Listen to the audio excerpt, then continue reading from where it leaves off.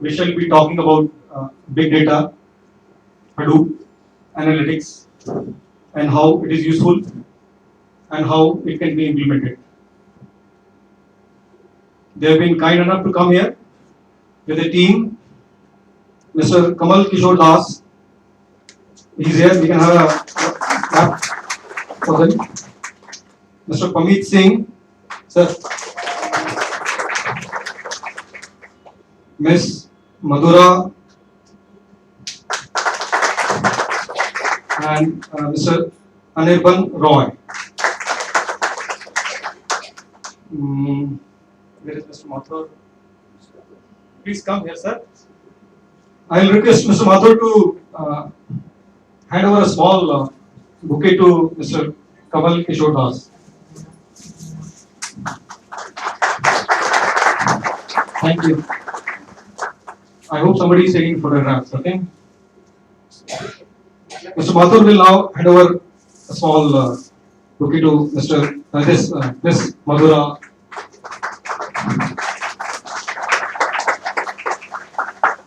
Shri Anirban, he's there. Anirban ji. And yes, Mr. Pamit Singh. Thanks a lot. Now, I'll hand over the mic to Shri Kamal Kishore Das. He will brief you about what they are going to present. Thank you, sir. Good afternoon, everyone. I hope I am audible. Thanks for Mr. Yadavendu for the opportunity to come and present. At Pentation Analytics, we work on big data analytics, and this is a field which is an emerging field across the globe, not just in India. And fortunately, in this particular line of work, which is belonging to the technology industry, I can say for sure that Indians are doing the best in the world, and that maybe the world's almost 65% of work in this area happens out of India, whether it's for Indian business or whether it's for the Googles or the Amazons of the world, but the work happens in India. So we as a company believe that we can do a lot of work, especially for corporates, enterprises like large enterprises like Indian Railways. And I'll also quickly introduce my team out here. So in terms of how we will go about is that I believe Mr. Yadavendu that we have around a couple of hours to present. We can have it interactive, and what we can do is we will have three sections rather of the presentation, and I'll introduce Pamit Singh. Pamit Singh, actually we call him by name, but he's a doctorate. He's Dr. Pamit Singh. He is a PhD from University of Maryland. Has worked with General Electric. Has worked with Pentation and done fantastic projects. Anirban is the one of the founders and the CEO of the company, and Madhura is there as an analyst. We would take the session forward by first introducing Hadoop, which would be the first 5 to 10 minutes. If there is any interaction around that, we can take questions then and there, or you could also keep it at the end. And then we will talk about how we have implemented Hadoop as a technology and how it is helping analytics across the implementations that we have done. We have implemented, at National Payment Corporation, the same technology, and it is getting used at this point of time. And we have also, done analysis projects for different kind of enterprises. So one of the sample pilot projects that we have done, a study at our end, that we are using that data to present because data is confidential. So we are using some data which is more from pilot and publicly available data to make some presentation. And the third aspect after showing Hadoop implementation will be about business intelligence tool, that what kind of data cuts, how easily, difficult, how deeply you can actually look at your data and try and see that what is the meaning that you might find. So while we get reports on daily basis, here is an example where actually you might generate reports for yourself, or you might want to investigate a certain line of work for yourself.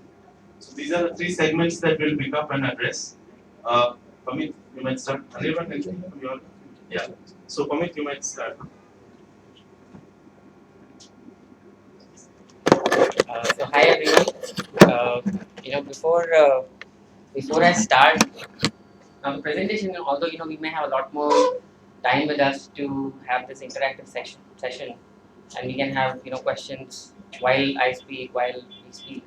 But what I would really like to know first is that how many of us have had exposure to the big data technology world, the databases world, analytical world.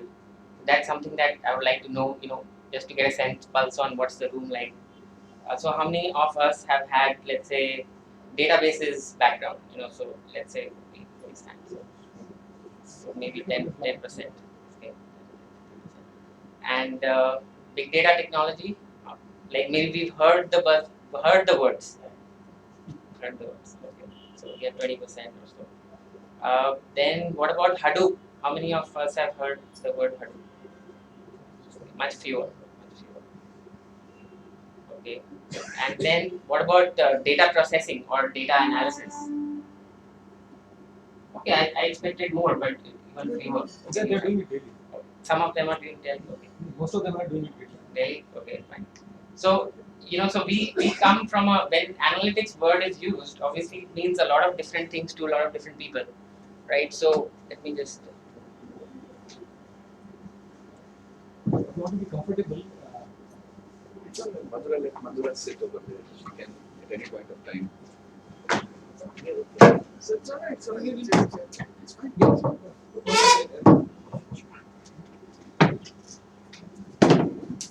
you can keep doing this so that it doesn't go over. So you can bring it up. So I have this open as well.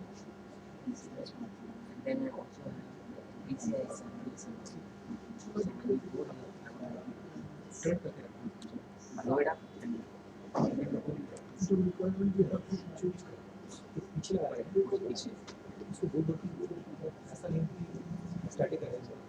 Right.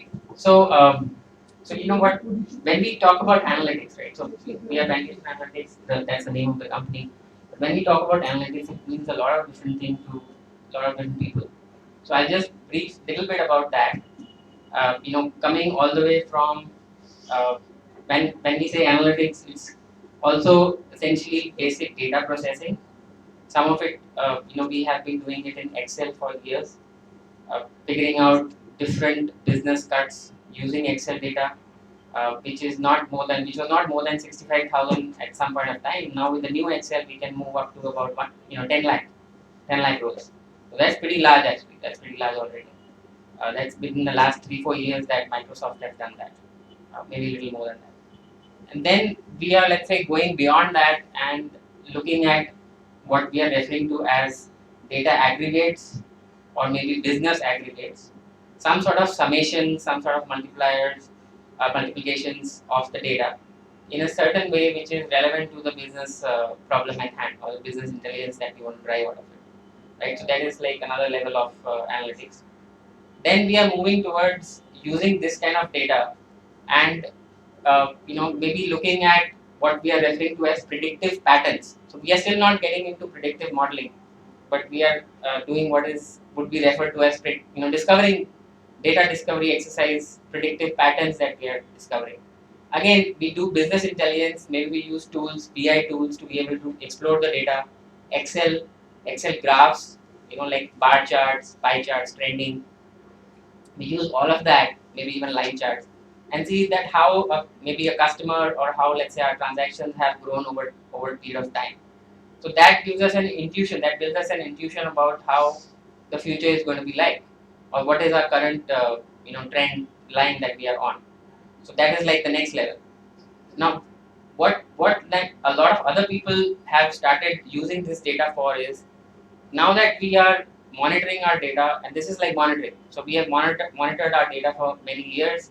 We figured out the trend lines. We are also using it for day-to-day processing and operational analysis. How do we use it for the future, right?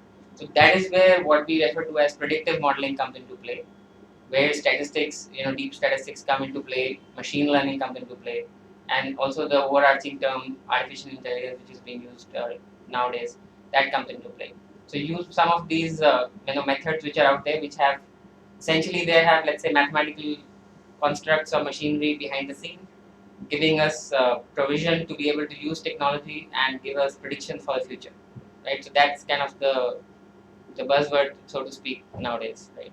So we'll give you a flavor of the technology behind it first, and specifically for large data sets, big data technology, where is it applicable? Then we will move into a business intelligence use case, and this data we have used is from open source, field. This is, in fact, it was used for a hackathon. It was used for a hackathon in Australia, and we use the same data to be able to present you a few cuts, few intelligence points over there. And I'll also go over the tool a little bit, that what is the beauty of this kind of tool. And then what we will do is go for, and that is actually ball more on your side. You guys have been obviously working in railways and have all the information, knowledge about it. So when it comes to freight movement, we just have a few bullets in our head, and maybe I'll present a few of my thoughts, what I think data analytics can do in those areas, and then after that we can probably have an interactive session so that you can contribute and you can say that, okay, maybe I see this as a possibility, this as an opportunity. So that's what I plan to do. So any questions so far? I mean, anything that even before I start, anything? I wanted to just explain Sure. two things. One is big data technology. Just what is big data technology thing about, and why is analytics and big data related today? Why are they so related together? Right. So actually, you can just blow up the. You can move to full screen. Go to the next slide. Right. Go to the next slide. Alright, so starting off with the big data play. So the good question that Anirban asked is that big data also refers to the size of the data, but then it also refers to the technology which addresses it. Right? So I'll cover both sides of it. So the first one is obviously the data. So why is that we are calling it big data? And it shows, this is a very standard thing that we can find on online. And here it talks about a progression of the way things have been for us over a period of time, right? On the left bottom is the world we used to live in. This was also large data sets for the computer world, if we consider PCs of the early 90s. It was still large data sets, but they were mainframes that used to be used for analyzing those data. They were, people who we never knew in our organization mostly.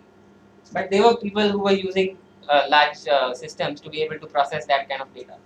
They were sitting on enterprise, let's say this is the ERP section, so enterprise resource planning or enterprise warehouse, data warehouses which were being used. If not enterprise, to begin with, it will be like specific for each product. So let's say I have a certain line of business, and for that business I have, let's say, maybe a payments product. Like whenever my payments go through, all the transactions have to be captured somewhere. Someone has to enter what is the purchase about, or what is the vendor information. So all that has to be entered somewhere.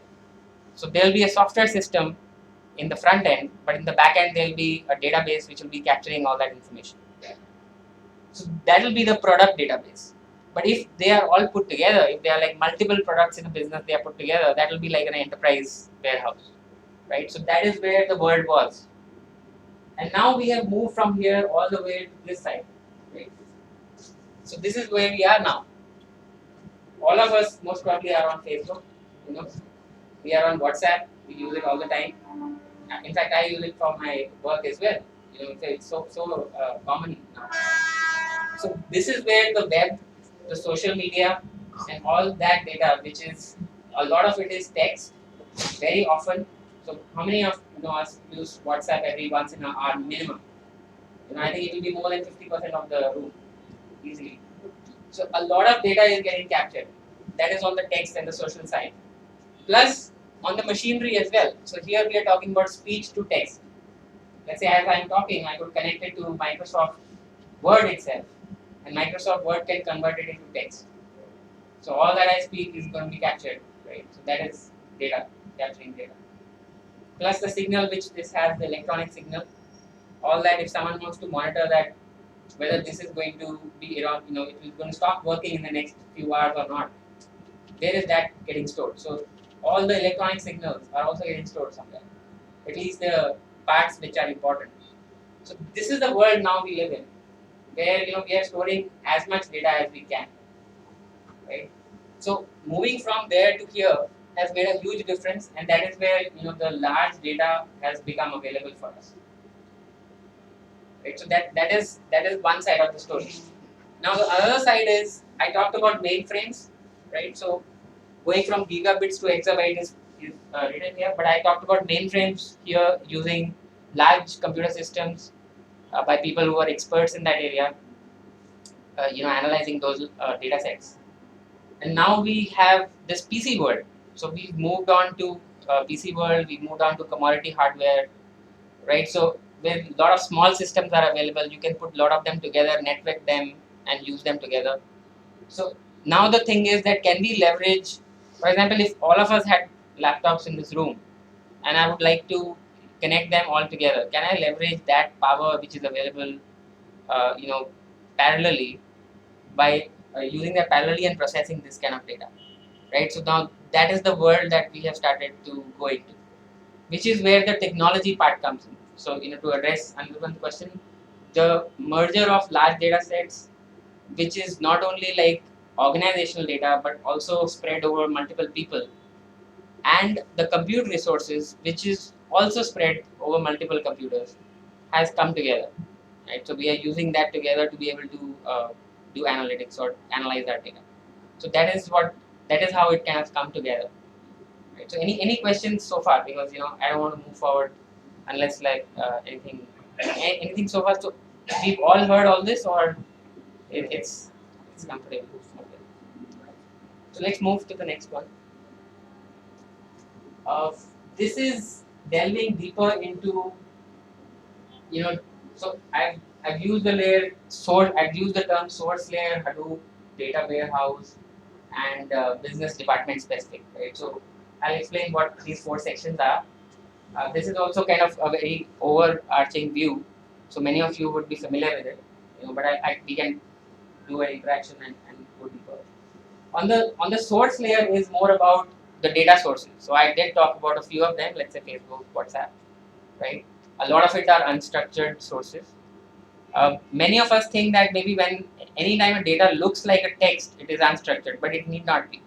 And let me give you an example. Let's say I use an example of this mic and the sensors, or rather the signal which is being recorded. Let's say if that signal is being monitored and there are certain logs which are generated, that if the volume or rather if the the intensity that it is capturing is below or above a certain value, then you mark it as 0 or mark it as 1. So this becomes like a log. So this is a logs data. It's maybe written in text. It has a log code. It looks like text, but it is not unstructured.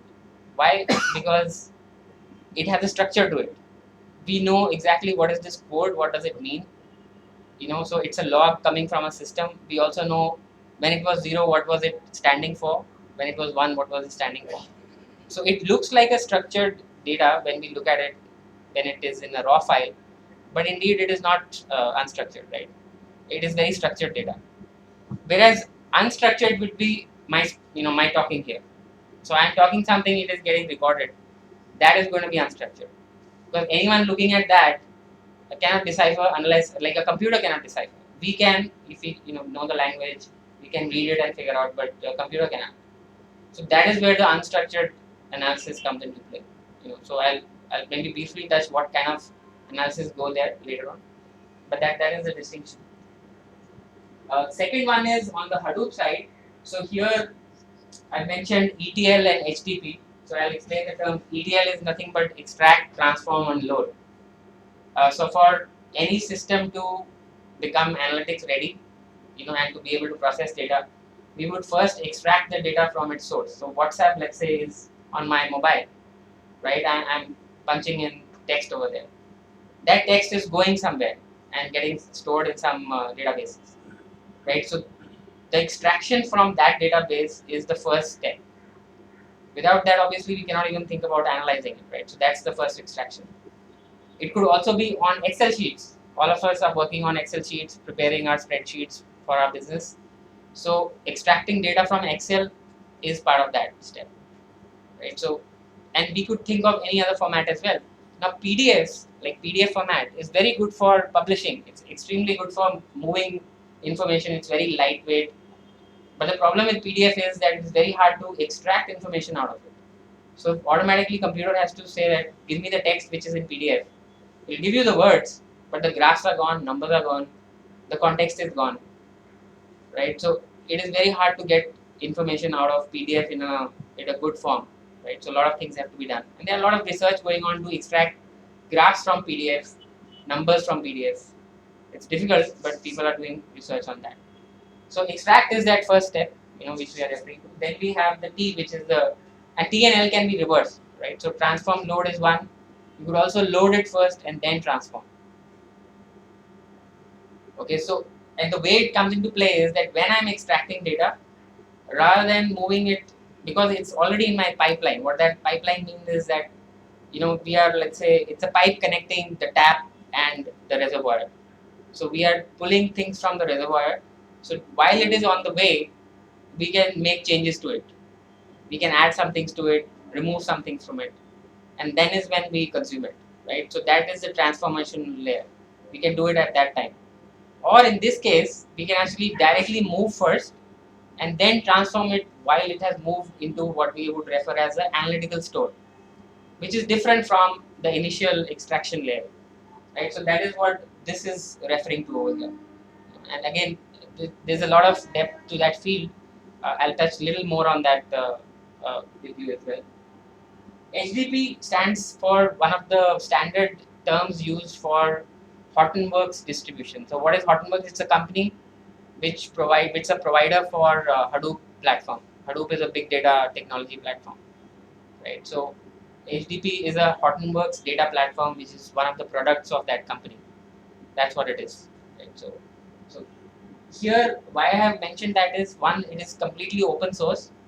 So that is the advantage that it offers to a lot of developers and organizations which have very large data sets, and they don't want to put all of that on proprietary software.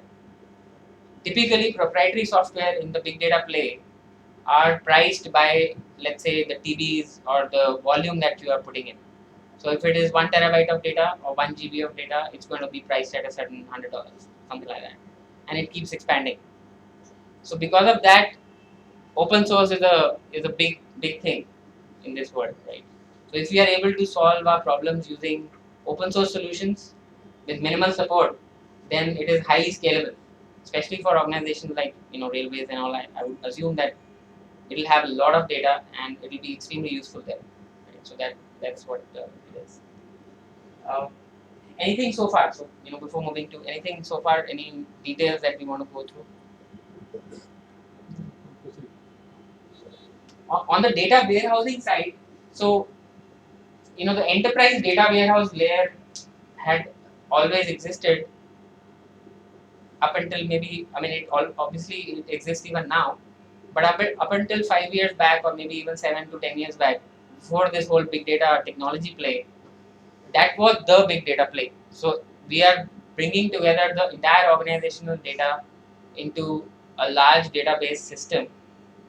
We are cleaning it up all together. So let's say if my records are existing in one department, which is the department which I maybe work in, plus I'm also a consumer, I'm a transactor, so my records also exist somewhere else in the system.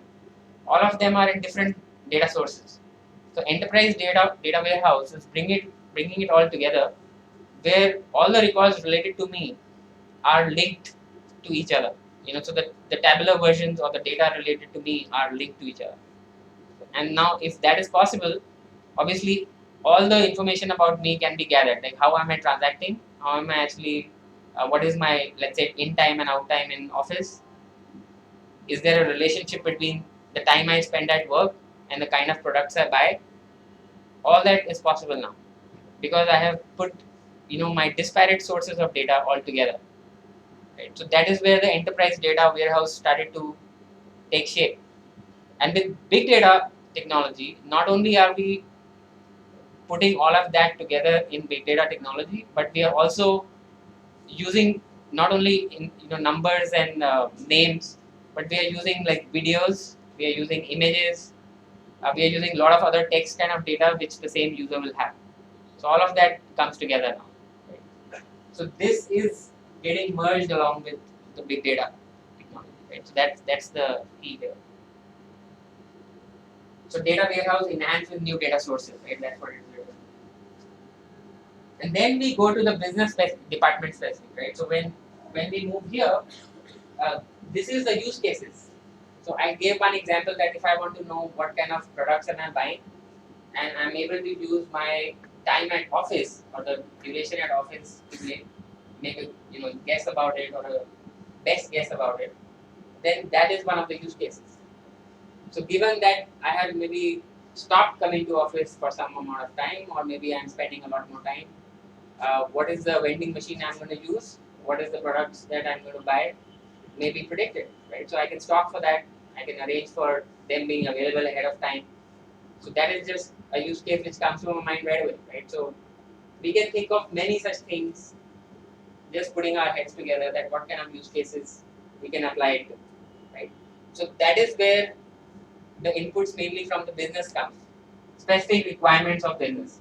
Now from an operational point of view, the businesses are interested to first know how much revenues am I making and what is, let's say, a prediction on the next month's or the next quarter's revenue. So can I use my past historical trends data? Let's say I have a weather prediction with me for the next 3 months, and in the past I have correlated weather with the amount of revenue I make. It's the agriculture department. Can I use that same data and project it for the future? Yeah, I can. So that is where the business use case comes in. So for railways, for freight movement, there will be specific use cases. For people who are into, let's say, capital markets, businesses, they have their own use cases. So it's all different. It's very specific to the business we are in. Right? So that's what I want to. For me, people are aware. This is generally what you are talking. It's no. You don't have to emphasize on that. Then let's go ahead. Let's move.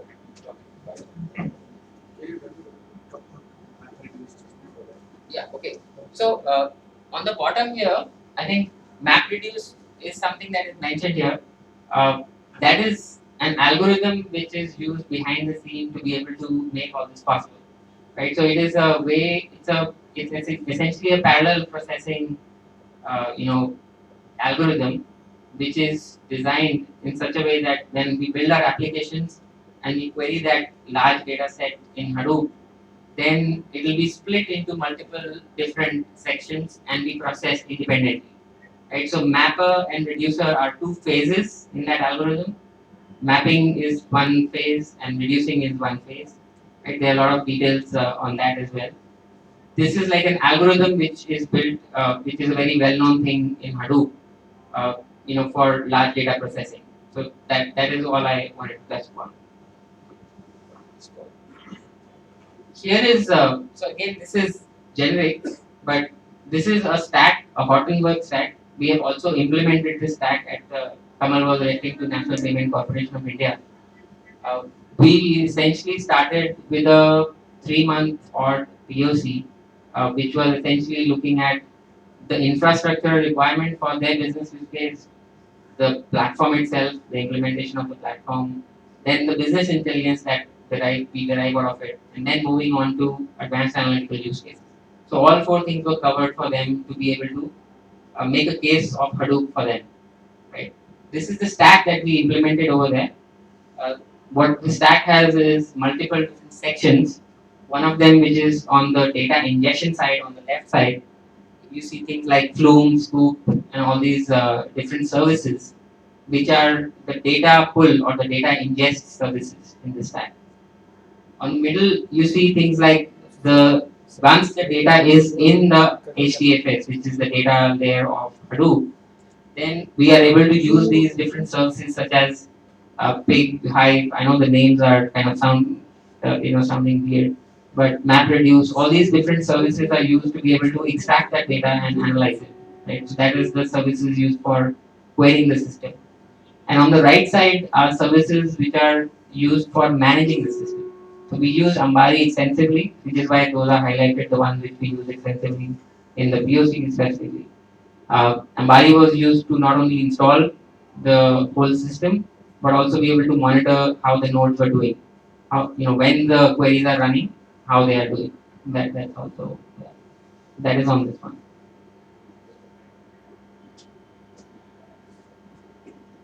Right. So here, I think we'll go into the demo, but before going into that, But Pramit, on the previous slide, if you can give the logic of this, that what aspect does what, I think that is Yeah, the that will- implementation.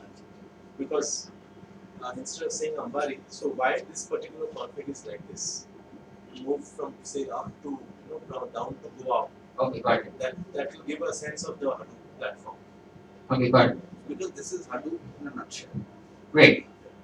I mean, I was maybe if everybody knows it, then I'll skip it. No, This this needs is to be explained. This is the most important. this you should take 10 minutes. Okay, got it. So here, essentially, if we start from the bottom layer, we have HDFS, which is the Hadoop Distributed File System. So the word itself, the phrase itself gives it away that it's a distributed file system. Like we have file systems on our computers, we click on a file, it's in a folder. Here also we have a similar structure, but it's not on one machine, it's on multiple machines together. Right? So that is the distributed aspect of it. Plus, there is what is referred to as replication. So, let's say if I am storing a particular file on a computer, it's not only stored there, it's stored on, let's say, 3 other computers. So, my replication factor, which is a configuration parameter, can be set. And once it is set, according to that, it will store the same file in multiple places. So, obviously, it's a lot of duplication. So, for the data size of 100 terabyte, I may need 300 terabytes to store the same information. But the advantage is that it enables parallel processing. It also enables a lot of redundancy. So if things fail, because the Hadoop system is heavy network dependent, so if let's say the network fails of the one of the processors fail, the data becomes corrupt in one place. It's still available elsewhere. So system allows us to be. It's very redundant. It allows us to be able to process that in different places. So that is I think the beauty of HDFS. Uh, the distributed environment that it stores the data. Plus, I think not only that. So let's say if it's a file which is about 100 terabytes, the whole file is 100 terabytes. The HDFS technology allows us to split it automatically into smaller bunches. So in a regular Linux system, let's say we will have a smallest block size of 4 KB. When the data is stored, the 4 KB, or we can set it actually, it can be configured as well. But standard Linux distribution will have 4 KB size of block size. Here the block sizes of data in HDFS are typically 64 MB, 128 MB. You can keep it larger as well. So that large size of data is stored together, right? So therefore, what happens is for large data sets, when it has to be read, it's a continuous reading at least of that block. Plus that block now, if it is replicated elsewhere, the metadata, which is like the information about where this block is stored, all that is also captured in one place, which is like the name node.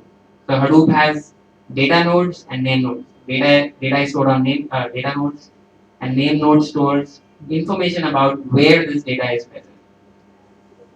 So once that is there, it is able to actually link all these large chunks of blocks together. Right. So this is the technology which goes behind HDFS. And the way the parallel processing works is that I'm going to run multiple threads. So I have lots of different cores. Many of our systems are like 4 cores, 8 cores. Even the laptops are that much. But here, typically the cores we will have is 16, 20, or 24 cores for each server. And if we have, let's say, 8 servers, you multiply that, and those many independent threads are possible. And in hyper-threading world, it's multiplied by 2, right? So we have 2 threads being executed on the same core because there's interleaving of the clock. Some of you, if you come from that background, interleaving of clock, so you can actually have multiple instructions that instruction sets run together. So when that is in play, we have so much parallelism in the system which we can exploit. So Hadoop allows us to do that. So all these data stores which are blocks which are stored separately are analyzed separately. So the mapper essentially works on each block and it takes one record at a time and keeps creating whatever the first analysis step is. And the reducer takes all of that together and reduces it to the computation you have in mind, right? So just broadly speaking, that is what is happening. That's what is happening. Anything on that? Anything? Any questions on HDFS so far? Name node, naive nodes which are there, only one place in the store, or they are also split in Yeah, name node also you can actually have multiple name nodes. Typically we would, because name nodes are very critical, right? So so if let's say name node goes down, then it pretty much is impacting the whole system. So typically in the Hadoop installations, you would like to have backups for that. So there'll be a backup name node.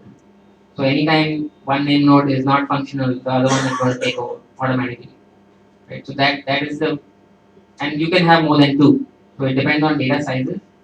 If you're working with let's say 10 terabytes of data, maybe two name nodes are sufficient. If you're working with more than few petabytes of data, then for sure you would need multiple name nodes.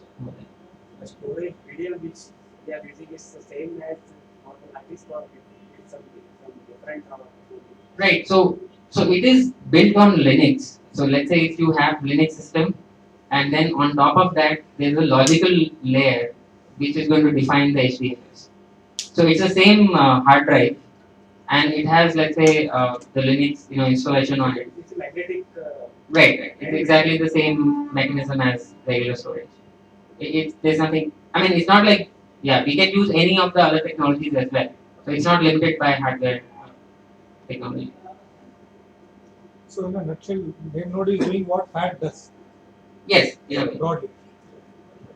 Although like we can have But there is more intelligence in it. like what happens in the Linux world or even in other server world is that typically we would like to set some sort of data I would say data back, not exactly the backup is not the right term, but it will be like data duplication. Like we set the rate, so in a way that same data is split and stored in different places. Here, but that data is just a duplicate. It's not getting used unless really required. But here, all the data which is getting split is getting used simultaneously. So it is exploiting the fact that the data is split and it has multiple copies stored in multiple places. So therefore, I don't necessarily have to run my process on the system which does not have compute resource available. Wherever the data is, I will run that compute resource, thread over there. Yeah, another thing I think I wanted to mention here is so HDFS takes that into account. So let's say we have three replications, and on three different, the data is getting split. So we have 1 terabyte file. Obviously, it's going to have like 1,000 plus splits. So those splits are getting stored in different places, and they are also replicated 3 times. So now what happens is that in the Hadoop world, because these computers are connected with network, and network speeds are not that high. So what we want to do is make sure that we run the process of analyzing that data in the computer where the storage is there. So if I'm running a process for a particular data, section, I would like to run that process in the same, vicinity of the storage of that data.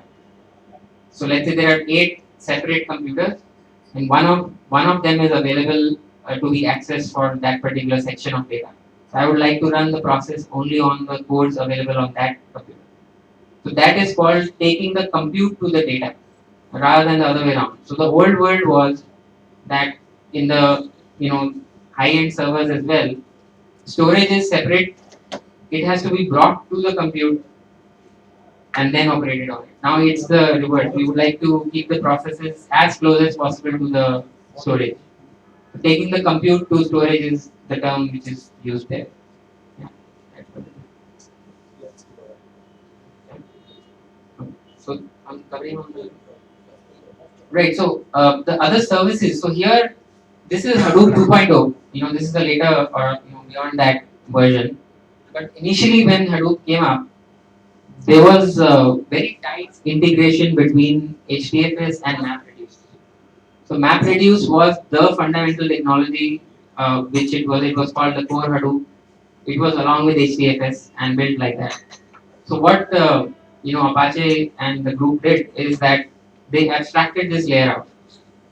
It was too tight, so we could not have other ways of implementing the same thing, right? So they moved the scheduler, what is called the processing scheduler, as an abstraction which is called yarn.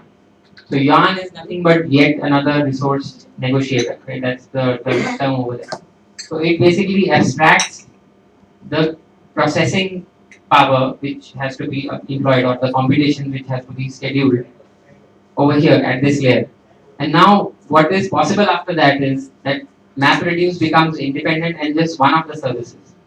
All the others, there are other ways of implementing, like Taze is another execution engine which is written directly on Yarn, right, on scheduling which is available in Yarn. It has nothing to do with MapReduce. So there are independent processes available now, or even you and I can write an application using the abstractions available in Yarn to do the computation which is specific to your use case. And it need not be MapReduce. It may be parallel, yes, we would like to, what's the use if we don't write a parallel, programming language, construct. But it will be something different and maybe specific to your use case. So that is what has happened in the later versions of Hadoop, which is what we are now. And here on top, we have all the services, like the people who are extremely familiar with RDBMS systems, the SQL queries, the database queries that we write. We would continue to use those languages. We don't want to learn this complicated, Java programming for MapReduce. We don't want to build our own execution engines. So we would like to use the services which we already know. So again, what Apache did is it came up with all these different services which are built using the things they know better and provided us these which we know better, right? So Hive is one of the SQL-like languages which we have used for NPCI example as well. Pig is another very useful one. It's like a scripting language, very simple to run, like JavaScript. It's similar to JavaScript. So that is, or even for that matter, Python, R. Many of the scripting, MATLAB, many of those kind of languages it has. And then there are other services for, even streaming data processing like Spark. I personally haven't used too much of Spark. I have a little bit of idea on that, but this is the stack, technology stack which is available. So that's the main thing over there. Anything on the data access? Any questions I can take on data access? NoSQL, SQL, and Hive, they used to be vendor specific, isn't it? I think NoSQL was Google's thing. Pig, I suppose, was Yahoo's thing, isn't it? Now Origin might be there. the origin of this NoSQL is Google's basically. Pig, I understand, is Yahoo, and Hive, Facebook, I think. That is how they came up. Yeah. And finally, Apache, it integrated this into Hadoop. Now, So I'm it's sure the reverse as well. That what is happening is that Apache projects get fathered by some of these companies, and therefore they become the first users. yeah. And then it becomes a full-blown project and gets into say a sticker design. Yeah, we can go ahead. All right. I think a few more things on the data access layer, the SQL, NoSQL, which I was pointing out. The different, the SQL has been around for quite some time, right? But NoSQL, sometimes it's like a strange thing that why do we even ever need it? I think at least I have understood that majority of the times when we are using NoSQL, it allows us to create an SQL-like schema on the fly. So I can keep putting in all kinds of data, add all kinds of columns to it as and when I need it, and that is my, that gives me flexibility.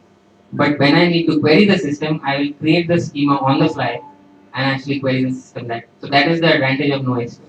In SQL, you have to change the entire static schema to address the new requirement, and then be able to query the system. Whereas NoSQL is more flexible. But then in that case, the disadvantage is NoSQL, the data stores are not very structured. They are all row-based flat file structures, so it's not as organized and normalized as the term used in the database world. That's the disadvantage. So that's the one. Moving on to, I think, data layer. So I'll go to the data workflow layer, a little bit touch upon that. So these are I did mention these services: Scoop, Flow, Kafka, NFS, HDFS.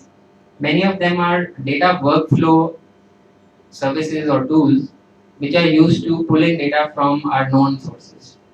So if my data is in RDBMS and I want to pull it, then Scoop is one of the services. If the data is encrypted and I want to pull it, I want to run some process on my remote server, which is like a stored process, a stored some program. Then I would use Flume. So Flume will be like an agent which will be sitting on your database layer or on your computer where the data has to come from. It will run that in decryption process and then take the data, right? Which is not possible with Scoop. So these are the kind of variations which are possible using these services, depending on the requirements. Uh, then we have Atlas and Falcon over here. I haven't used it too much, but I'm aware of what they are useful for. Essentially, they map your data lifecycle. So my data, let's say, has moved from Oracle system to some other system, and there are some transformations that I did while I moved it. That will get stored as a process or as a capture in the Falcon or Atlas, workflows.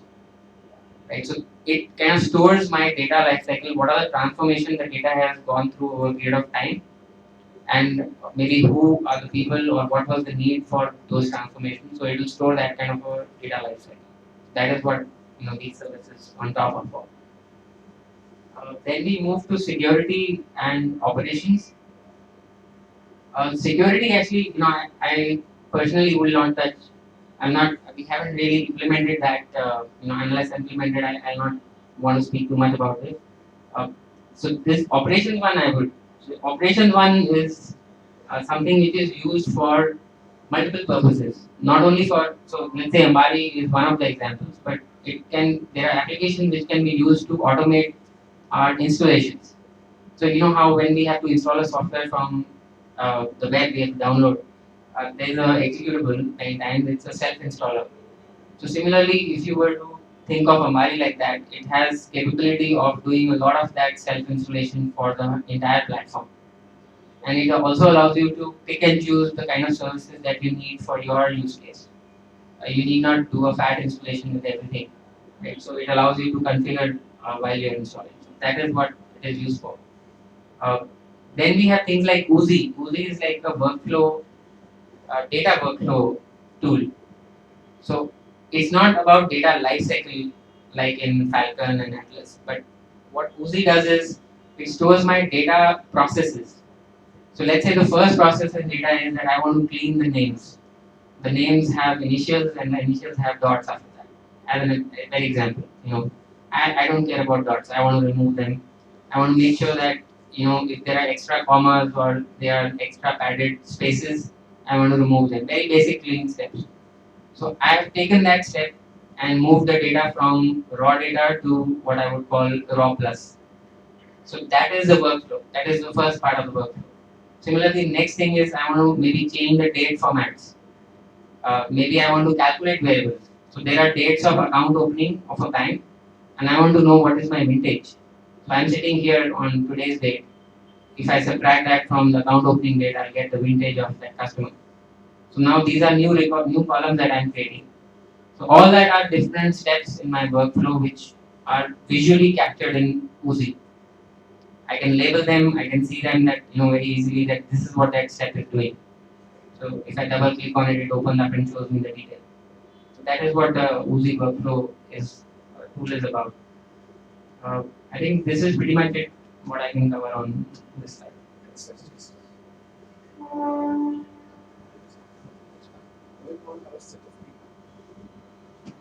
okay. So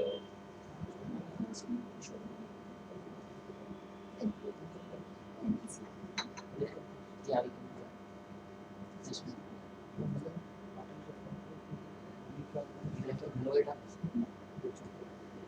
So, this deck was actually the NPCI use case. I'm not going to go over the entire analytical use case. But what I would do is, if you go back, yeah, you just click on big data stack. Yeah. So here is, one example, a demo which we had given to NPCI, where the clips from that demo are, what we are going to show here. The kind of services, so okay, the additional thing that you would see here is things such as Hive and R Hadoop integration. So R is a statistical language used for analytical processing as well as the modeling, and Hadoop allows us to use it in parallel fashion as well. So we do install R on each of the nodes, and when the process is running, it's going to actually exploit the fact that R is now available on all these nodes, and those processes will also be running in parallel. So it's an R code process, but it's going to be parallel. Right? So that's the thing. And Hive is a user interface for someone. Let's say we use a lot of console. So console is nothing but, let's say, a DOS prompt. Some of you, if you would know the DOS code, right? So we have a black window where we can type in the commands and all that. So similarly, Hadoop also has that kind of a console. So people who are more familiar with writing the commands, we can do that over there. But if we are not, then we would like to use an IDE, like an interactive development environment, and that's what Q is about. So it gives us a very nice interface. It has like a web feel as well. You can write in your queries, you can get the data, you can click a lot of things to get the information that you want. So it's more like that. Move to the next one. Yeah, this is the way it looked like when we had installed on the Ambari view. What you see is server statistics, like how the things are being used, from hard disk being used to memory usage to network usage. All these views are present over here. This is extremely useful for not only knowing which nodes are underperforming or are down, but also be able to see that if, let's say, certain nodes have less available resource, then how do we set priority to our processes? So in Hive, we can also set priorities that I want to send my queries at high priority in some places and not so much high priority in others. So you can set your process priority differently, right? So this is used to be able to monitor the system, monitor the Hadoop cluster, as well as be able to configure the queries for better performance. Right? So that's what it is. Next one. Can you explain some of the statistics there? Which one? Some of the main boxes, if you can explain. I think okay. So a lot of it is if you are able to see, a lot of it is self-explanatory in terms of the number of. So here clearly 2 data nodes were down, right? So we didn't have 2 data nodes operating. Something went wrong. We had to in fact do troubleshooting and get them back online. Each box. Right, so Explain each box. This is on that. Here is the disk usage. So how much is the, if let's say 1 terabyte is my size of HDFS size, how much is the usage? 28% in this case, right? So that was my capacity utilization. Then we have the links of HDFS, which is, in this case we had 2 name nodes. So I refer to as one backup name node. Here it's called the standby name node. So what is the status on those, right? If you were to click on those links over there in the third box, then it will take us to the details of those name nodes. Then we have the overall memory usage. Memory is the RAM here, random access here. This is a complete system we're talking about. Yes, the whole system view is in one. This one view gives you access to the entire cluster. The admin view in a way. Yeah, administrative view. One Yes. doubt is there. Normally we have a server client architecture. Isn't it? Since this HDFS is implemented in all the nodes, does this thing server? Do we have something like that here? Also, every node is self. I mean, what I in a normal scenario, we have a server and then a client. Yeah. The client use the resources of the server. Once we are installing Hadoop on a system and then HDFS on that system as well as on the node, isn't it? Yeah. then the data gets, it gets mapped and finally it gets reduced and gets all that. Here also, do we have something like a resource and then something else? No. Yeah, there is the underlying infrastructure which is the nodes. I think what you need to do is explain what is the node structure. It's not the client structure. Each node is a rack with one operating. Right. The It's nodes, like, if you explain the See, node structure. there are, let's say, 40 machines or some odd machines here, right? I take a physical server, I install Hadoop, I have a Linux on it, I install Hadoop, HDFS, and I configure these machines as the nodes, where HDFS gets. No, that It's will not like it's not like this is what. he'll explain. It's not like that. That these laptops are the nodes. The server is the node structure is the server. If you- Okay, so I mean, do we have a way to draw it? I mean, I could draw it and show it as well. If there's a marker, then I Marker like Maybe I don't know.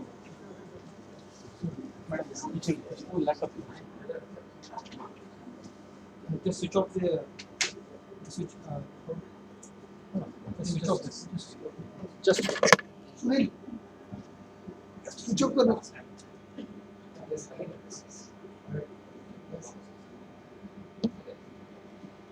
Alright, so I think the way I'd start is maybe drawing. And there are multiple ways we can implement Hadoop. This is just one way. So I'll just show you that. Right? So we have, let's say, so we just have three computers, three independent servers with us. Right? So each server will have a rack of hard disks. So I have, let's say, HD. So I have 12 different hard disks in that machine. Right? Plus, I have just schematically, 24 cores, 24 independent processors which are available for processing. It's just schematic. I'm not saying that architecture would look like that. It doesn't. Then we would also have, of course, connection between. So what I would refer to as the bus, the front bus, which will be connecting your motherboard or the CPUs with the hard drives. You also have RAM. Again, the front bus is connecting this. Again, very broadly speaking. Then you have the external network. So, and this could be optical fiber, or it could be your Ethernet cables, others, right? So there are other technologies which offer us to connect the systems well.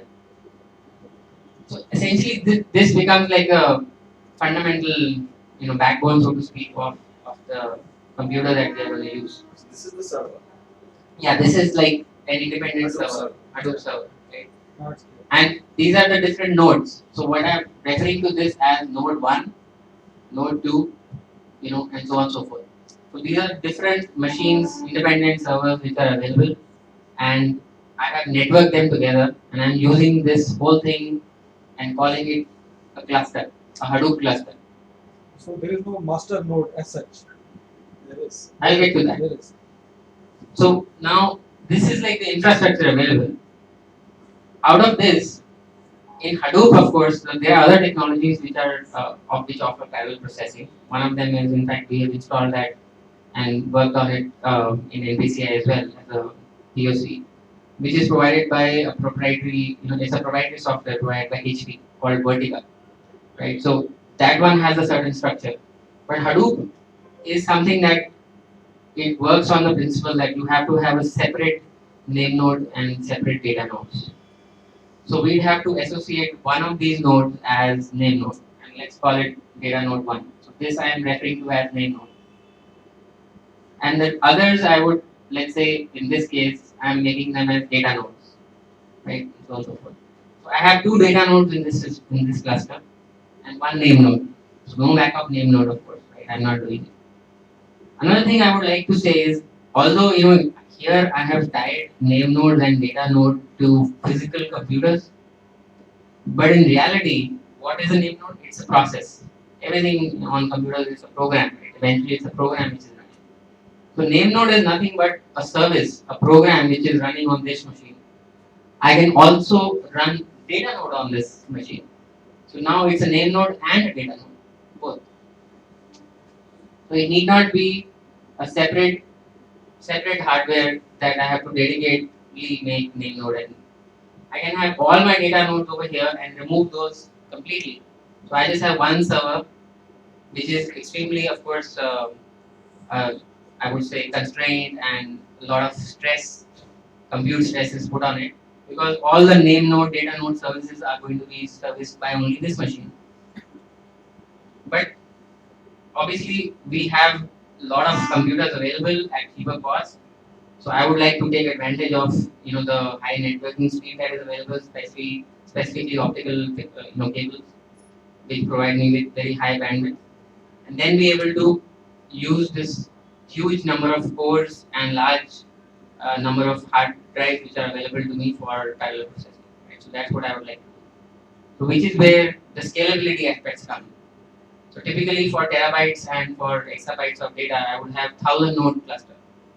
Each node with multiple cores, multiple hard drives. Each hard drive with multiple terabytes of capacity.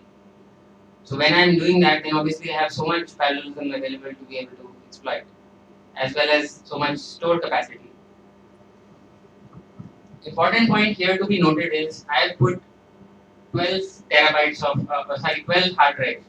What if I had just one hard drive of 12 terabytes? Let's say if it is the data which I'm going to store is 12 terabytes. So is it one hard drive which is 12 terabyte versus 12 of them? So one very simple question. So why don't you take a shot? So which one would you prefer? This one? Why is that? That anyone fails, anyone of the artist fails, other will take over. Okay, but let's say I give you extremely high reliability hard drives. They're not going to fail. Only one is sufficient. Think again. That one artist can work better. Exactly. So see that is the thing to be taken into account. So when you're designing the system, what you have to take into account is that it's not only about the storage, it's also about the parallel I/O access. Each disk has its independent seek operations of the hard drives, independent rotations, right? So I want to have that parallelism as well. So it's not only about the reliability, although that is a good metric, but it's also about independent read writes which are available. So if it's the same size of data and I can split it into as many hard drives, I would like to do that. Cost may be higher. 1 terabyte of 12 hard disks of 1 terabyte are going to cost higher than 12 terabyte. That is how the economics work out. But still, this is better for Hadoop system. So that's what is one thing. And how do we access this? Let's say we have a computer over here. How do we access that? That is just a client. It has no computing. Right. So many of these things will be like independent servers which will be sitting in server rooms, which no one can go into, or data centers where only restricted personnel can go into. Right? So what is done typically is that to be able to use these, you would have, let's say, independent laptops or computers, desktops, which are going to connect it through a network, high-speed network. It may not be that high speed actually, because that is not really doing the processing or data movements, but that is connected to your console. So console is like your console computer or an independent machine which is available to do your other kinds of work, presentations and other things. Plus, be able to access it using like a PuTTY kind of application, PuTTY kind of application. So it's just a shell window. So you're just opening a shell service and accessing any of the nodes, right? So once you are into the cluster, you can then run the processes of the cluster, right? So that's what it is. Plus, you can also do it through web. So I talked about Hue. I showed one of the things which is the Hive user interface. So that is one of the applications you can use from the web, using the web interface to run the queries on the cluster, right? So that is another way. What it basically means is that we can't use the so-called commodity hardware as a part of the cluster. Is it? Yes, of course. Okay, This is that's- just commodity hardware. You can make one yourself. If you So buy the if you were to components expand a little bit the term commodity hardware, then What I mean is that there was some project called SETI project, if you remember. Search for extraterrestrial something. Remember? So what those people did was they tried to tap the processing power of the normal desktops available in the homes. Yeah. Isn't it? Whichever PC was on the Whichever net, they PC were was trying to- free, Yeah. had its memory resources were not being used and all that. They were using the processing power of the machines which didn't have that particular operating system or that particular file system, but they were using that processing power. For computer. What I want to understand here is, we create a cluster, let's say in the data center, we configure some machines. Will it be possible that I can use the processing power of this machine or use these machines here in this room or in some other room as a part of the cluster and use its processing power through Hadoop on this machine? Yeah, we can do that, but there is a way to do that, the virtualization.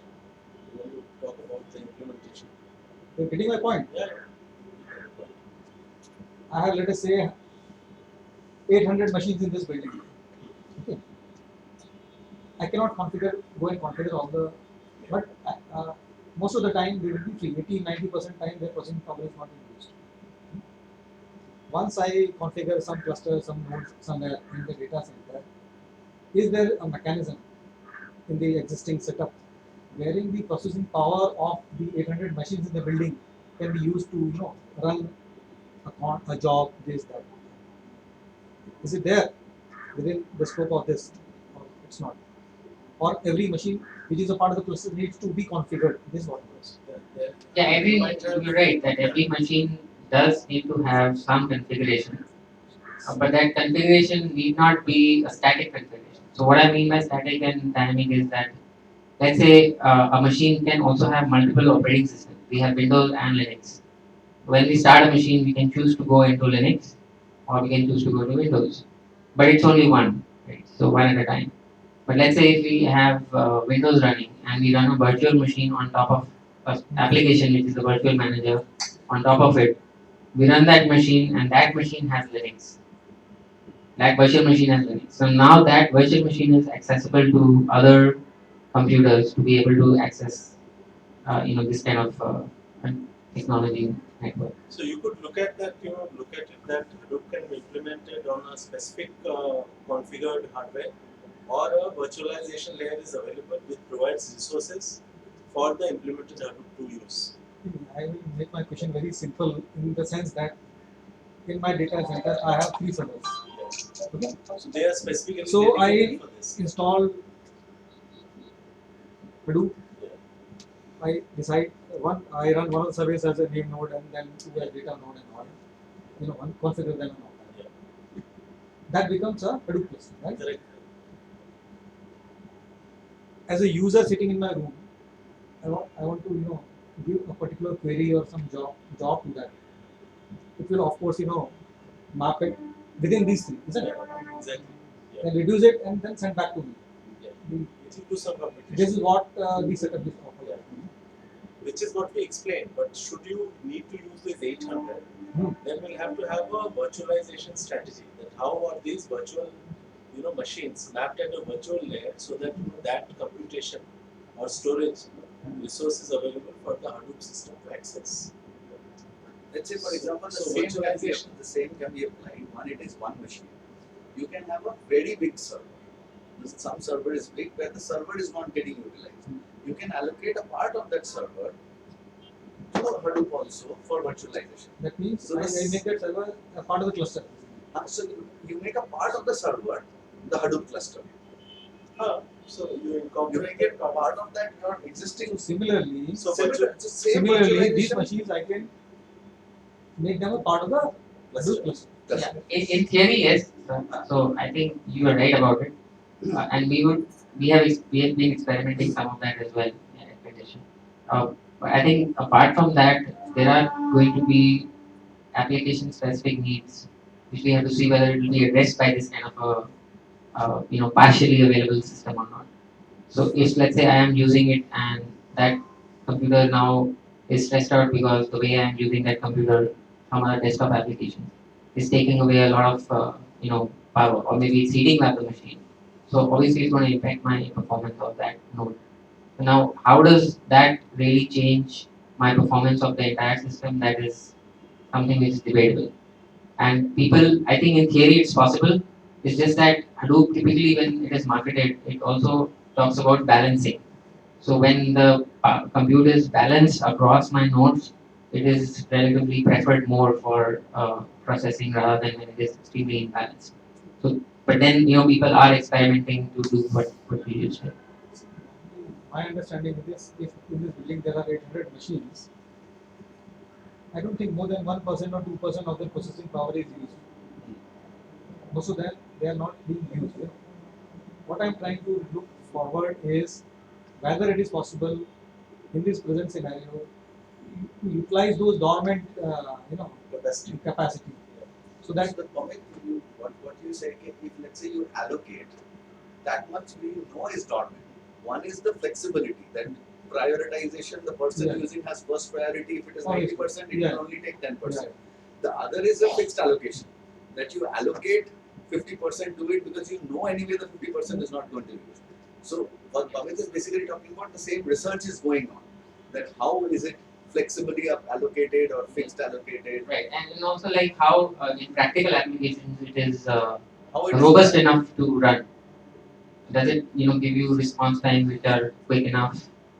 Is it Yeah, I'm talking reliable? standard It is not a test. What you say is theoretically possible. It's not tested to say that how well it will okay. perform. But we use similar technique for PCI implementation, except that the resources inside the data center are the servers, not Okay, I individual PCs. Let us say I got 10 machines, 10 servers in my data center. Yeah. Then I find the normal utilization of that. Yeah. I find normally 80% is free. So out of 50% I allocate to Yeah. this cluster, Correct. 50% of that server, 30% of this, Yeah. and then I think. Yeah. And think of a scenario wherein we can implement it in our center. Yeah. And while talking, listening to you, Yeah. I'm trying to see how our system or how ready we are to implement this here. Yeah, sure.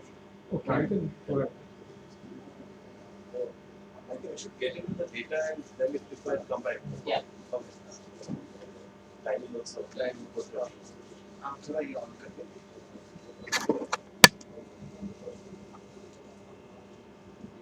We'll try to these guys will have to go. I think 5:50. We are not strictly on Yeah. that. We'll just try to get into data now. We will have Mumbai let's is say, there. let's say half an hour maximum. Okay. Yeah.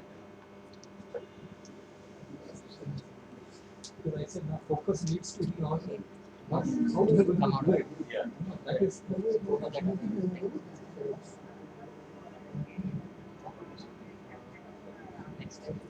क्या हुआ?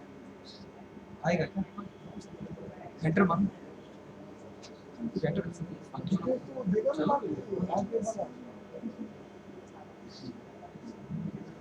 थोड़ा वो कहाँ गया?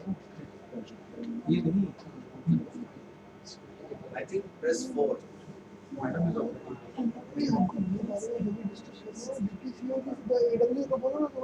Same करो. No, I think enter has to be first. पास हुई है Yes. Sign करने का इसका दिख रहा है Yes. Okay.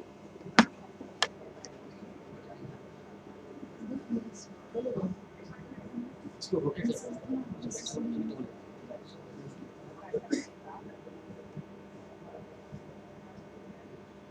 पेपर साइन तो परिवार में करते हैं ना Alright. Okay, so here now we get into a bit of data analysis. 7200 पे And before we jump into this particular sign कौन करता है example, 5720 I probably talk a little bit about what this data is about, what this analysis is about. and also what is this tool, this stack that we are using for analysis. So first on the data. So here, of course, there are a lot of different views that we will go over, but this data it has three sections to it. The data is, it's from ICWI, which is Insurance Commission of Western Australia. Right? So they had held a hackathon and they released their last 10 years of data for all the accidents that took place for, as part of their motor vehicle insurance, data. So we have all the accidents data, how many people, let's Road say, accident. road accidents, how many people were there in that accident, what kind of roles did they have. Some people were just, people who reported the accident, others were part of it. Then there's also information on which region that accident took place and which region these people were from. So obviously, if let's say the car has gone interstate, gone to another state, and then the accident happens, so it's going to be different, the origin of the person as well as the accident. Then we have information about vehicles. So the second data source is about what was the vehicle make, what was the vehicle type, what was the manufacturing year of that vehicle, all that. Then the third information was, I think, broadly on the claims. Right, so that is about how much money, how many number of claims, like what were the claims, and how much was the amount which was claimed for that. Now, ideally, we would also have claim date or the claim settlement date, but in this data set, we did not have that, right? So all we had was the claim particulars and about the amount and the type of claim, and that's about it, right? So the first activity was to bring it all together. So that was the consolidation activity where we merged it by a unique ID, and accident ID was that unique ID. So we used the accident ID across these different data sources and put it together. So once it was together, then obviously the next step was to be able to aggregate it in a way that is meaningful to the business analyst. In this case, we had multiple views. We wanted to look at the people view, how many people in an accident, and is that a relevant dimension to look at. We also looked at the number of vehicles involved. We looked at, let's say, whether the cases, like the legal cases which arose out of those accidents, was of a certain severity level. What was the severity of the injury? So all these became like different dimensions that we had to study in this particular case. The tool here, what you see is, in fact, one of the paid software. It's not open source, but this is an evaluation that we are doing on this data for. It's called Spotfire, but it's very similar to the other tools you would have heard about, like Tableau and QuickView. They are very commonly available or talked about in the industry. So this also provides similar visualizations like bar graphs, pie charts, all kinds of things which we can imagine. It allows us to do color coding so that we can study multiple dimensions on the same graph. All those features which most of these tools offer are available here. Right? So that's what we use to be able to display this data. The data processing did not happen on this tool; it happened on R. So R statistical language was used to be able to pull in the data, do the wrangling, do the cleaning, and merge it everything together to bring it in a form which would be loaded here. Right, so that is what happened behind the scene. What you see here is, so we have multiple views labeled with some numbers which were relevant to the cases that we were exploring. The first one which you see is the accident data. So this is the view that you see. From top to bottom, it's essentially a distribution that we are seeing on year-on-year counts of accident. So which year, to be able to figure out that if there are there years where there was anomalous high number of accidents. So this is at a very highest level. Right? So the moment you see this, you have a very high level view that what is your year-on-year accidents, and also be able to tie it to, let's say, the changes, the regulations that may have impacted, the transportation system or the roadways. Click on any year. It's click on it here, see if the data changes now. It's Yeah, in this graph, actually, this is not a detailed visualization. But what you can have is, so if you right click this, and create a detailed visualization. So we just stay here. So there are a lot of different options obviously available when you click the first chart. The first chart is a high level year on year values. But now I want to go into detail of what happened in the year of 2009. So how do I do that, right? So here we have a way of getting into what is referred to as detailed visualization. So create a bar chart, please. Is this a standalone or a browser based? That is the first question. This one, the one you are seeing is a desktop. Ah, So when we talk about networking and all, we don't want to talk about anything which is desktop based, because what you are showing, if see, what we need is generation of these charts on the fly from the database, isn't it? That's what we are looking for. Yeah, so the tool can be browser based. We are basically just demoing the analysis. Analysis, I understand. See, we are already doing such type of analysis on the fly from Oracle database by using Fusion charts. Okay. Okay. You must have heard Fusion charts. Yes. We are able to generate any type of report and all that. Wonderful. So how where does it stand I mean, how as compared to the traditional approach, like our approach? You're getting a point. We already have an Oracle database. We are in the back end, front end we use ASP or PHP, and then we use Fusion charts, and generate whatever type, detailed report, multiple reports, click this, click that. We are able to do that. Okay.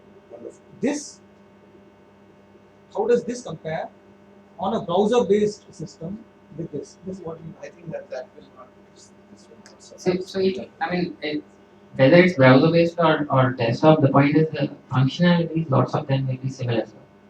Right? So functionality of this tool vis-a-vis what you're referring to. Yeah, so it will be very similar to many of the visualization tools. It's not anything specific about this tool. I personally have found, especially this particular Spotify tool, useful in one thing, which is this detailed visualization, which is not so easily available in other tools. So when you click, like when we clicked on it and let's create a bar chart. Can I see the raw data for this? Where is the raw data for this? What the charts have been generated? Where is the raw data? Right. So let's click on table on top. On the top, we have, yeah. Let's click on the table. Right. So this is the data that we have. Right? This is a single table, right? Yes. Okay, let us just see the field. Somebody can scroll now. Yeah. So it's, Access number, you can scroll towards the right. Okay. Continue scrolling. Keep going. Okay, continue. Yeah. Keep going. Keep going. Now take it to the right. Reported, report. Yeah. सीधा आगे ले जाइए. Yeah. Go ahead. Go ahead. Accident, dates, year of got involved, legal. Okay. So basically, this is the raw data which was made available by the Australian hackathon to you. No, actually, the raw data was independent. Like I told you about those 3 different data sources.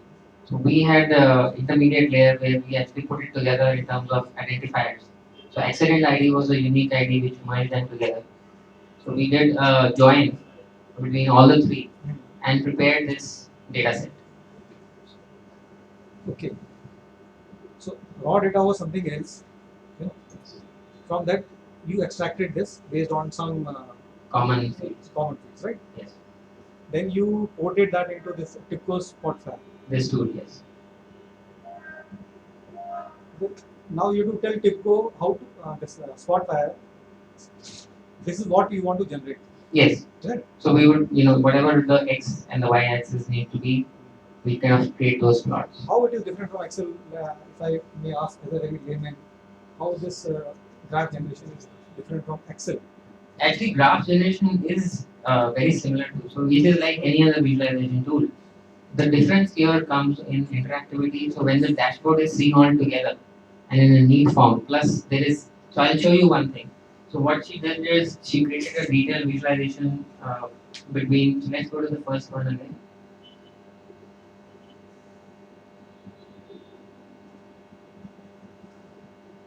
Okay, let's just minimize everything else so that we have only these two. Okay, so instead of year of accidents, let's pick something else. Maybe region accident region. Or let's use region or LGA. Let's see what that is. Yeah, and Accident type narrative, accident type narrative. yeah, try different ones which will have a little more distribution. Okay, so here and then on the axis, again if you remove, if you kind of move all of this down, exactly. So what you see here is that we selected 2009 and this chart on the bottom is specific to only 2009. So the additional thing which this kind of tool offers is interactivity between the different views. The moment you change the top one, the bottom one reflects that. So it makes it easier to be able to study this by multiple selections. Plus we can also do comparison.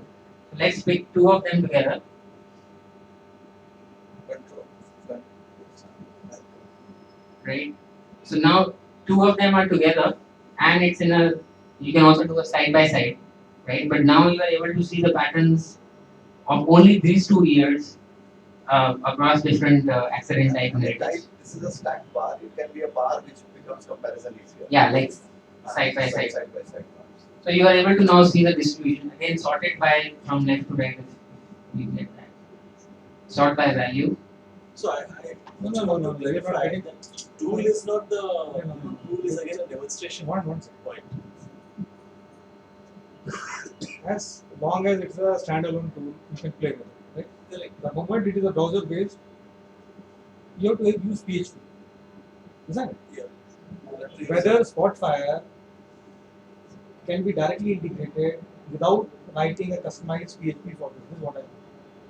So whether it has a browser version as well, right? Wherein all the functionalities which we are finding here in the desktop version, because the moment we make anything like this, browser based, we need to do some customization through PHP or ASP, whatever. So that is with them. So sir, we may not have to do it because this is a separate software company. Yeah, I know. So they have a browser-based version. So we are not tied to Spotfire. So Tableau, for example, has a very famous browser-based version where all the users who are accessing Tableau on a server sitting one place through the browser are able to use, all this click They also have a functionality pad- They also have a pad version where you can do it on a pad. on iPad, on phones. The real fun will be when the raw data or the extracted data with the queries is stored in the server and people with authorize this thing on the browser they are able to play with So it. that is the choice of the tool and the Yes. Yeah, So yeah. whether you want a desktop version or a server. So what I want to say is this has nothing to do with Hadoop. No. not necessarily. This is because What we were trying to say is, What I'm why- You're right. this we know. Yeah. So we don't have to spend time on this. Okay. So one of the reasons that Amit came in was, many times in some of our projects we found the importance of big data was not just transformation from RDBMS to this or the time. So in various cases with the clients we found out that the data lies in various different places. Yeah. So correlations among the data is very, very difficult to figure out from the reports. Either they come out as separate reports from separate tables that they had. So what Hadoop did and some of the projects that we could do, so all of them do it in fact, is being able to amalgamate and create analytical records where correlations are very, very easy. See, finally your intelligence of the business cannot be done by analysts by us. Finally, the guy who is running the show will have to be able to do it himself well, that he gathers the maximum intelligence. So the ability to create his own intelligence is done by tools by us. This is nothing. This is one flat table. Let's say we were just coming from some cases where we were working with. We just did a combination of 10 tables lying at 10 different places created in 10 different kind of environments. So let's say we multiply, this is a small thing. We can multiply it with, let's say, 30 tables of 40 different kinds of places, different structures. Then there is, I won't say unstructured data, but let's say marketing data, where so many SMSs has gone out to people. but it remains completely with the marketing team and a sales team. It doesn't get into integrated into the server level. For example, in an organization. Now that data when it comes in, it is very difficult for the present systems to do it. So once you have Hadoop, then you come in. But now the data is there. Now what happens? Now these visualization tools is the ability is much higher. See now the visual, we are not this company. So Tableau will come and tell you great things about Tableau and definitely each of them have. Why we use any of these visualization tools is our correlations are only seen, otherwise it will be in a table, nobody will be able to see.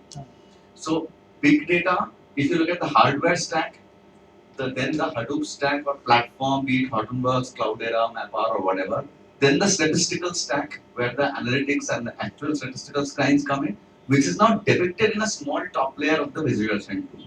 So we try to showcase that when once a big organization has Hadoop, the the difficult data, which is you saw the small table, the difficult data can also be depicted in this way. For example, the example we want to give is in NPCI there are 20 billion records. So each report used to take like 3 hours to run in the morning. It's a PDF report or whatever. With that, it could be turned into 2 minutes or 3 minutes, and on the fly it could be changed. So the possibilities of Hadoop is expressed through this. Yeah, got it. Now let us come to the basic question. Hadoop is installed. I have a PRS data, 10 million tickets. 100 how much? कितना है? 10 करोड़. इतने इतना journey करते हैं तो that data 10 is million, 1 crore. Huh? 10 million. 1 crore passengers, let's say travel. That data is available. Then I have a data of unreserved ticketing system. The lot of I don't know how much is that figure. How do I pump that data into Hadoop so that I can use Spotfire or something? This is my question. So that is exactly what we've been doing. Our projects This is what I included do. that all the tables now come together in Yeah. Hadoop, and you have the identifiers. So you create the statisticals. You have. Can you open R? See, I think the benefit of using Hadoop for looking at multiple data sources of a related functional area is that you don't need to get, so you can do it in say EDW as well. But the large difference is you don't need to get into core database processes like normalization, denormalization, logical data model creation. You will push the data into Hadoop. At the same time, you define, for instance, the other day we were saying, so freight earnings, if we look at, and we want to look at certain opportunities of, say, growth there, moment you look at some kind of data cuts like this, it starts manifesting that, okay, can I now develop an algorithm which says that, wherever, which is the easiest, kind of opportunities to increase freight. Now that becomes a problem for us to solve, not to present like this, but to solve using some technique. It could be leading to a model, it could be leading to some kind of reports, right? So that, the journey becomes more business specific. You don't get into a large, long-term, data handling project, which is a big difference on Hadoop vis-a-vis, a normal RDBMS-based journey of finding business benefit. One more thing is there, like And I would also dare say that most cases you don't even need to then look at logical data model creation and all that, because Hadoop, the benefit is that because it is anyway a redundant solution, in the sense that duplicates are taken care. You want to do some enrichment, it can be taken care. So the data is quite ready moment it is in Hadoop for doing any kind of analysis. like in Indian Railways on date around 50 huge ERPs, if I are running, freight operation system, some data server in Delhi, some passenger reservation system, 5 data centers. Then we have got something called for personal HRD management, some other thing. When I set up a Hadoop cluster, isn't it, at some place, now these are all different data centers located at different places. So I need to have a mechanism wherein the data which is there in the data centers need to be injected through some mechanism live so that it can go to the Hadoop clusters, can get mapped, and then query produced. Or can Hadoop can or does Hadoop have a functionality wherein we convert those we take those data centers as a cluster? That Yeah, I think Amit touched upon 2 points. One is that the compute goes to the data, and the second is so therefore the data can continue to reside at the data center. And he also mentioned that queries can be over the net. You want to touch both the points quickly? I think the way I'd answer is the typical use cases of moving to or setting up a Hadoop cluster would be first moving entire historical data. So that will be one time exercise or maybe a few time exercise to be able to move that. And then the second one is the incremental storage. So as and when the transactions are happening in a particular day or even a particular hour, those transactions to be moved on the Hadoop server and not only just moved but also be aggregated in a form that is consumed by the end customer. Right? So those are workflows that have to be built in and they are like regular analytical workflows which will be built using services in Hadoop to ingest that data automatically every hour or every one day and then be able to process that through the entire workflow to create the final visualization ready table or I information. have a point here.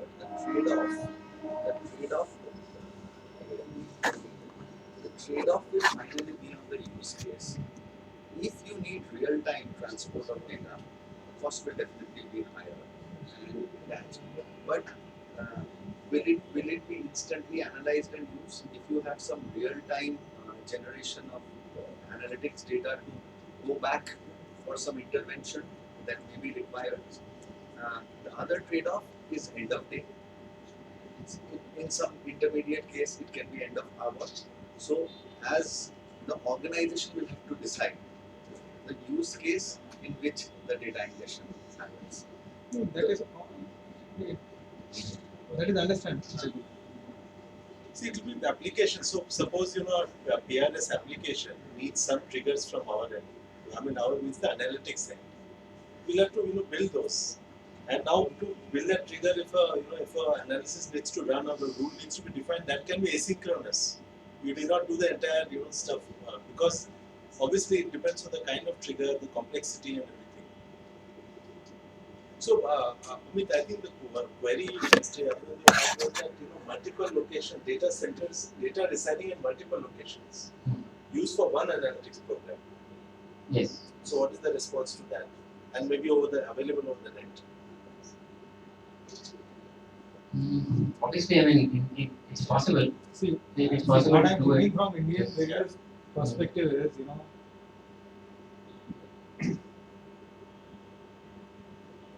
we have something called a crew management system. Okay. Any driver who runs a locomotive, how many hours he has run, what type of test, medical test, what is dynamic data, Once he logs in, so we know on this locomotive this guy is there, he is going on this train, so many travel distances he has traveled and all this. This is one part. And another system which is not related with this is where his salary is made. Now his salary is made plus he gets his travelling allowance based on how much he has travelled. So how much he has travelled is already there in crew management system. When his salary is made monthly salary plus he has to forward something called a travelling allowance bill, it goes to somebody and somebody checks it, isn't it? If we can integrate these two, there are a lot of possibilities. Since the data is already there, how much he on the locomotive has travelled, how much kilometers he has travelled, the system can automatically generate his travelling allowance and put it in the payroll system. Yes, this is actually not a real-time application. It is application across multiple. And these are different applications. databases. Yeah, multiple applications. Which is what it is made for. So which that is is yeah. It's extremely possible to elaborate. The advantage of Hadoop is bringing databases together, yes. finding correlations. That is one of So the in fact, use cases of Hadoop. yeah. So one of the things, in fact, in another customer, not NPCI, Although some of the final implementations were done in we were the guys who did it for them in SAS. But the new proposition we have for them is using Hadoop to pull loans data from different loan applications. So one is a CV loan, which is a commercial vehicle loan. One is a gold loan. Another is a healthcare equipment loan. So all are different loans, and they have separate product lines, separate applications, separate databases. But now they are all coming together into one unified data store. Even separate validation rules. Yes. So each database has their own rule of validation Yeah. that the data is correct. So Hadoop is meant for putting things together in this form. So that will be an ideal use case. That is what is the real power Power of of Hadoop. Hadoop. That you can bring because on. if you have that, if we already have a data at one place and analyzing it, then traditional tools are, I think, Yes, broadly acceptable. But when we have data spread all across in different operating systems, something is in Sybase, something is in Oracle, different versions of Oracle and all those things with different rules and all that. Then if we can bring that data at one place, or I don't know, you were saying processing going to the data, I don't know how it can be done, but I think that is one of the biggest use cases of Hadoop also. In various organizations, people who are adopting is adopting primarily because traditional systems are built over a period of time. So now once the correlations needs to happen, like let's say the correlation between his time spent on that and if there was an incentive program of more, the two can be correlated together. His salary incentive, if there was an incentive program, is spent or overtime program. So that is exactly what Pamit was saying, one of the primary use cases of Yeah, Hadoop today across organizations. Yeah, so that would be an ideal use case. So that is You definitely. want to show a slide on analytics, I mean the predictive something we are showing. exactly. One is the guy with the domain knowledge tells the person managing Hadoop, okay, this is the type of analytics I want. That is one case. One is Hadoop, does it have its own, intelligence, should I say, wherein it, searches the trends and tries to tell on its own key, okay, broadly, I mean, Okay, For so a moment, I'll just before you start, can you talk about one data discovery process or the simplest tool of that to the machine learning and AI? yeah, yeah, I think what sir was pointing out to more what would be referred as AI-based technologies. So Hadoop as such is maybe a base layer for such kind of things. Whether it offers automatically doing something like that, not as Hadoop, but there are packages which have been built not so extensive as of now, but many of the statistical packages and the machine learning and the AI packages which are out there in Python and R and other languages, they have been, some of the algorithms have been implemented on Hadoop, and they are packaged in things such as there's a thing called Mahout. It's a machine learning library available in Hadoop, and it's designed for exploiting the parallelism. And one of the simplest things to explain how it exploits is that many of these statistical computations require matrix multiplication or a vector multiplied by a matrix. So in those cases, you can split the matrix into multiple smaller blocks, and each of those computations are parallelized and then brought together. So this is the simplest way of explaining that how one of the fundamental steps in computation, numerical computing, is exploited across multiple nodes. Now, once obviously there's a long list of algorithm or steps that have to be taken place, then all of that has to be implemented in Hadoop. So people who are experts in MapReduce and who know about how to design algorithms, they'd be actually working to design that for Hadoop. And Mahout is one of the libraries which has implemented many of the famous and known machine learning, algorithms. But he's talking about data science capability sitting on Hadoop. yeah. But what you ask business problem solving, then still the business person needs to define. Obviously, the guy Yes. with the domain knowledge Absolutely. Has to define. What primarily what happens is with every client, irrespective, there is some form that they have seen and they want to see. There is some form that they feel but they have never seen. They want some analyst to show. And the some form we always have to come out with new discoveries which kind of they did not know. Otherwise, the wow factor is not there with the client. So basically, it comprises three. One is better depiction, which you are seeing over here, and three parts.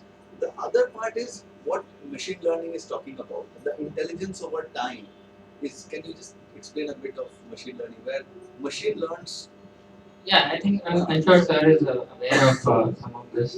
in these intelligence cases? It's a railways example. I think railways we have to see the exact use case, but I would say some of the things that if you could go to that slide, you know that it's just a few bullet points, but This AI thing, you know, Lisp and Prolog, I don't know. I've heard on Lisp, you know. So what Yeah, about going AI next. programming? no one back. So they were like okay, there was like special use cases we were thinking on freight business itself. So apart from the business intelligence, there's also I think the room for exploring coming from the BFS side, right? So our company has focused on banking, financial services, and insurance. So are there let's say insurance use cases for the goods movement, right? So that is something that analytical work comes into play. Plus another is that there's a lot of offloading and so there's a last mile problem, right? So when the good have to travel, it's going from a godown to let's say the wagon, and then it has to travel to multiple different places through junctions. Some wagons will be offloaded, others will be unloaded. So there's huge analytical play there to be able to optimize that route to minimize the cost that is involved from end to end using data analytics. So these are like just high level ideas on what would be implemented. Whether Hadoop necessarily will be implementing the algorithm, not necessarily. But whether it will be helpful in putting the data together to be able to apply these algorithms, possibly yes. Right? Because typically the underlying data sources will be very large. So we would like to exploit something like Hadoop to aggregate into a form where algorithms can be applied on.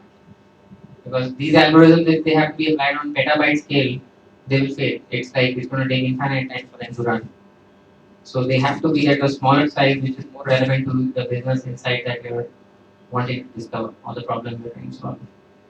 So they have to be an intermediate layer, and that would be Hadoop layer to analyze this large data set. That's my thought on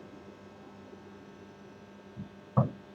I think as a initial step, if we can bring say a couple of different disparate data sets together, even if it's the like single line of business or single area geography, and show something which adds up because data is getting added up, a new view is created that we can actually do an exercise.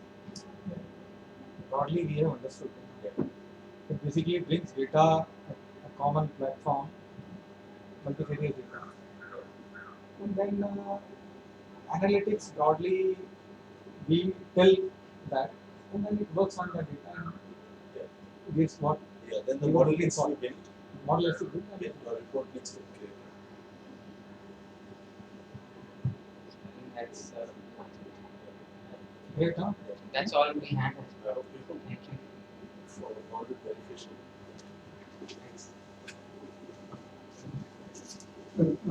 Thank you, Pamit. It has been a wonderful interaction with you. We can have a big round of applause for Pamit. I would like to thank this Pentalytics, Pentation Analytics team. आप लोग यहाँ पर आए, हमारे साथ interact किया. We have got a lot of young people also. I think they will open their horizon and they would like to now work on that. We have some stalwarts here who have been working on the Oracle data and generating, various analytical reports as you were showing here by using this fusion charts. So it has been wonderful. Thank you, sir. Thanks a lot.